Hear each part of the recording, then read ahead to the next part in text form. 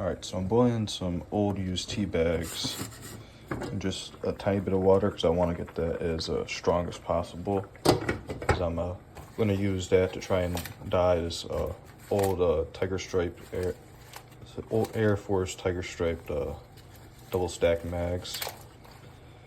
I'm not a fan of this color, this pattern whatsoever. I'm just doing this to see if dyeing it more of a darker brown will make the stripes actually usable, but it was the cheapest double stack mags I could get, so that's what I have. Again, just have some old used tea bags, trying to get every little life out of them, and didn't put too much water in that, trying to make it as strong with the dye as possible. Alright, so I've had my tea steeping for a while, boiled it for a while, then had it steeping at a low heat. It's still at a low heat right now, but it's at low enough heat that it's warm, but I'm still able to touch it, so I feel like that's safe enough for this fabric, that it's not going to damage the fabric.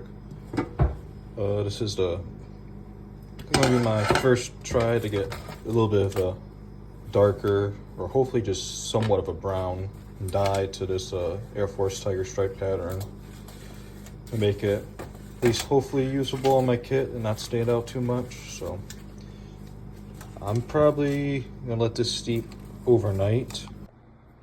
Alright, so I've had it soaking all night, late last night, turned off the low heat, let it cool down, so hopefully the fabric shrinks and that color and some stuff gets able to dye and stay in between the fibers of the fabric. What's this been? Probably about 16 hours it's been soaking. I've stirred it a couple times. Still doesn't look too great, but I'm gonna let this dry and see how much this color actually gets retained, and then I'll compare it to an undyed version. But if it stays like it is right now, it's definitely a lot better than what it was. I have it sitting here in the windowsill to dry. Unfortunately, it is cloudy today. It ain't gonna see sun, but ideally, at least for what we did with the gilly washes and stuff, is that we would throw our freshly muddied up clothes and equipment out in the parking lot, lay it all out, and let direct sunlight to kind of like quickly bake and evaporate the water off of it. And so that leaves the residues and stuff inside, but the water, you know, half of the tea's got a bunch of particles and stuff in it that actually makes the water tea. And so that should hopefully stay behind, but it's not going to get a fast dry, but we'll come back and see what it looks like after it dries. I got another one steeping out of the same kind of, I guess, tea broth I made the other one. This one doesn't seem to be staining as well, so I think the other pouch took all the stain, but still gonna have this on for a couple more hours just to see what of the stain is left and get the color and we'll compare it. Alright, so here's the results. Here's the first one I did. It came out exactly how I wanted it. It's nice and dull, subdued, not bright and gray like this. I think this would be perfectly functional, especially in the woods. So now I want to, well, this is the second one I did. This one leached all the color, so there wasn't much color to be left like this. Some areas this would be acceptable, especially compared to this, but I'm going to throw this in with the batch I want to dye this.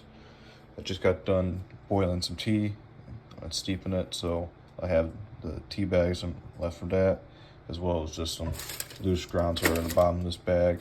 And since I'm doing the two at once and I want a nice dark color, I'm going to add a fresh tea bag to it to hopefully get it as dark and stained as possible. Alright, so get this tea steep. Alright, got a nice pot of tea steeping. So I have a low heat. Can relatively touch it for a long time. It's not on fabric, should be fine. Throw in this one, then this one. Alright, so I have them all out. They're all dried. This is a final color.